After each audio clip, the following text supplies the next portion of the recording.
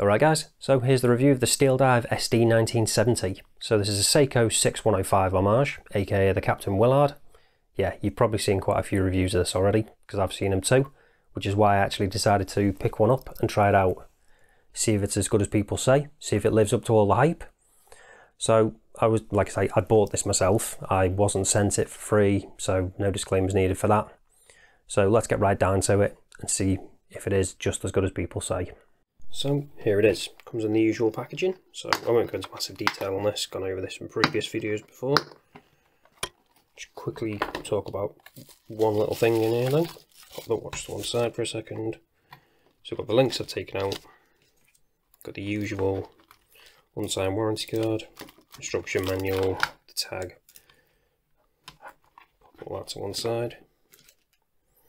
Now, when it comes to this clasp, this is the one that actually came on the watch. So you can see we've got the logo on there and the Steeldive branding, but I've actually swapped it out, and that's because this is just a pressed clasp. So I've swapped it out for a milled one. But we'll talk about that as we get into the review.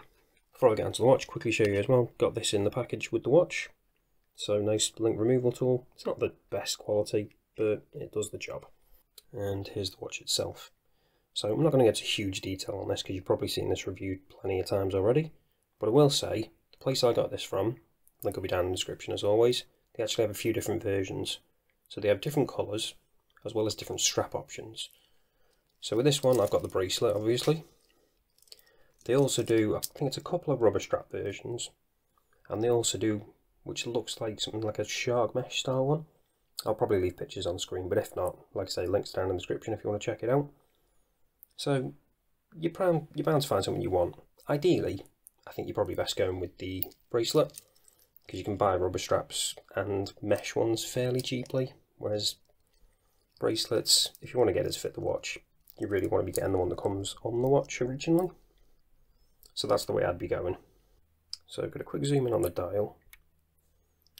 So you can see we've got fully applied indices, all nicely finished, nicely aligned. Same with the hands.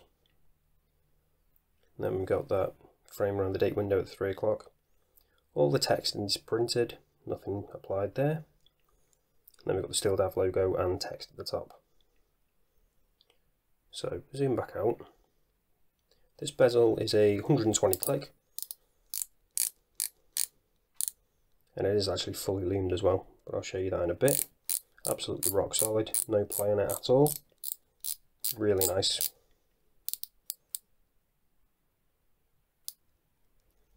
And nicely lined up as well, which can't always be said for the Seikos this is based on.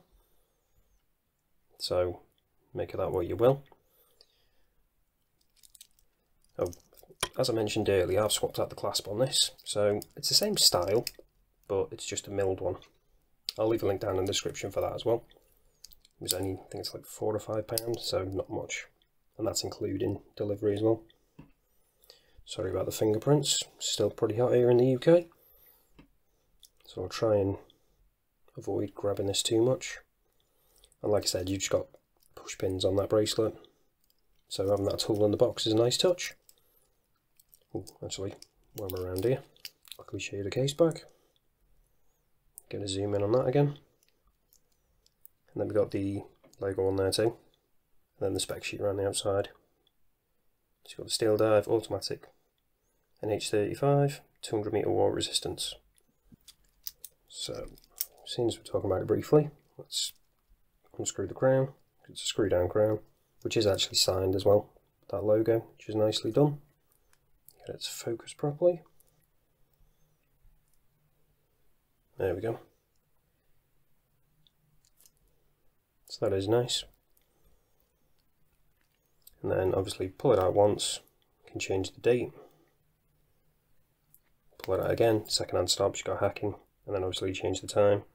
The usual good stuff with the NH35. Screw it down again. And then that crown is nicely recessed into that case with those crown guards as well. It's a fairly simply finished case, nothing too fancy, but it's nicely finished. And the bracelet is nicely integrated too. And we've got that female end link, which is always good, because we'll get onto the measurements in a minute. Before we do though, let's test whether we've got sapphire crystal using the trusty down slits too. And yep, we have got sapphire crystal. So that's another good thing. Now let's quickly get onto these measurements. So we'll start with the thickness, which is 13.6. Got a diameter of 44mm, lug width of 20. Now the all important lug to lug, and this is where this case style comes into its own. You've got 47, well, just under 47mm. And again, with it having female end links, that's the actual lug to lug. So it does wear a lot smaller than the 44 diameter suggests. But before we get onto that, let's quickly show you what the loom's like. So lighting up quite well already, but as always, let's charge it up, give it a proper chance, keep it fair.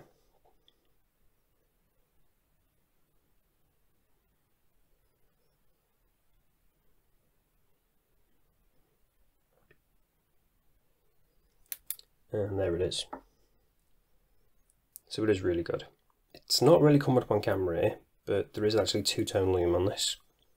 The bezel is actually more of like a BGW9 kind of colour. Okay, it's coming into focus a bit better now. Whereas the dial is more like a C3, and the hands as well.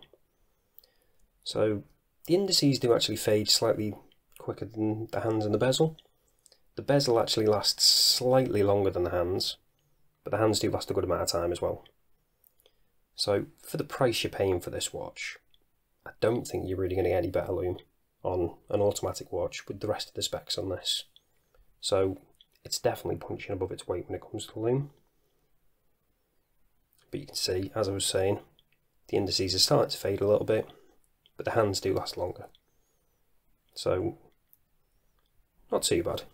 Would have been nice if it had been as bright as the bezel all over, but you can't complain too much for the price. So all that's left to do now is show you what it's like on wrist. And this is what it looks like on my 7-inch wrist. So it does wear really nicely with that compact lug to lug, despite it being 44mm. And again, with those female end links, that just helps. It really does live up to all the hype, I think. And having that milled clasp just adds that extra little bit that was missing for not a lot of money.